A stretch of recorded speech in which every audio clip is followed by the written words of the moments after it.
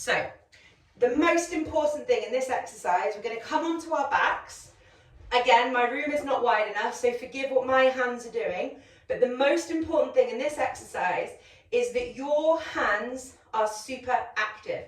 So we are taking the hands at shoulder height, the fingers spread wide, and each and every one of your fingers, your palms, your forearms, your upper arms, and your shoulder blades push downwards with momentum into the floor. You will notice as we do this that your shoulders and your arms and your wrists are going to be the things that want to lift up off the floor, and you must check your ego. The twist of your lower body does not matter as much as how active you are through the upper body. So what we are doing here, ignore if my hands do anything different, by the way, on the video. I am working with space constraints. I'm going to flex my feet. We are experts now, so we know what foot flexion is. It's when we draw the tops of our feet back towards our shins.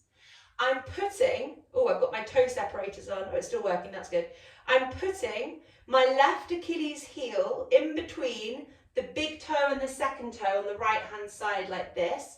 I'm keeping the feet flexed back, pushing down into the floor with my fingers, my hands, my forearms, my upper arms and my shoulders, and I rotate my lower body to the right hand side, but only as far as I can go without losing the momentum through my arms and shoulders. So if you rotate too far, you might notice that your hand or your shoulder on that left hand side lifts off the floor. You are only rotating as far as your hands, your arms and your shoulders can manage. The feet pull back into flexion. You're going to squeeze your glutes. You're going to squeeze your quads.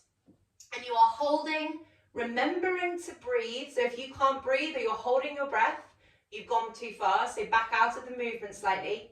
We're focusing on the hands as the thing that are initiating this movement, but the toes and the feet are also active. So this is the whole body exercise. I'm going to set the timer here for another 30 seconds more. So just keep on twisting, but keep on breathing. Keep pulling back with the ankles, pulling back with the toes, squeezing the glutes, squeezing the quads, and pushing down onto the floor with each and every one of your active spread fingers, your palms, your arms and your shoulders, and the head can turn to the left-hand side as well. So what we're doing here is a full spinal twist. Your thoracic spine and your arms are working hard to stabilize the movement. You're stretching your hips off into extension, and you're also stretching your calves by using that dorsiflexion of the foot to activate the front of the shin. Okay, roll gently back to the start, and we're going to do a minute and a half on the other side because I think that will be about level. So this time, our hands are resetting back out to the side, fingers, palms, arms, etc. Shoulder blades pushed down actively into the floor. Our right Achilles heel goes on top of in between our left big toe and our second toe on that left-hand side. We're going to be rotating to the left-hand side, but only as far as our right arm permits us to. So the twist does not matter as much as the action through your arms. So pull those shoulder blades back and down behind.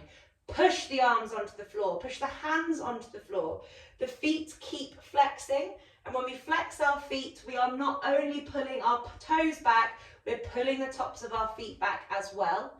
We squeeze our glutes. We squeeze our quads. We relax our tummy so that we can breathe as best as we can in this position. We keep on twisting, but not at the expense of our right arm. So the right, well, both of your arms, but pushing down with the hands, arms, shoulders, flexing the feet, twisting through the spine and through the pelvis, squeezing the glutes and squeezing the quads helps to extend the hip. Deep breath. We've got another minute here. Keep on twisting, but keep on pushing down. So it should be like someone is really pulling you from both ends of your body. You may get shaking along the backs of your legs. So if you're somebody who's got very tight sort of calves and hamstrings, and you are somebody who kind of lives in a world where your knees are slightly bent all the time, this is a great exercise for you. I'm getting a little bit of cramp in my left hip, so I know that good things are happening. We've got another 25 seconds. Keep breathing nice and deeply.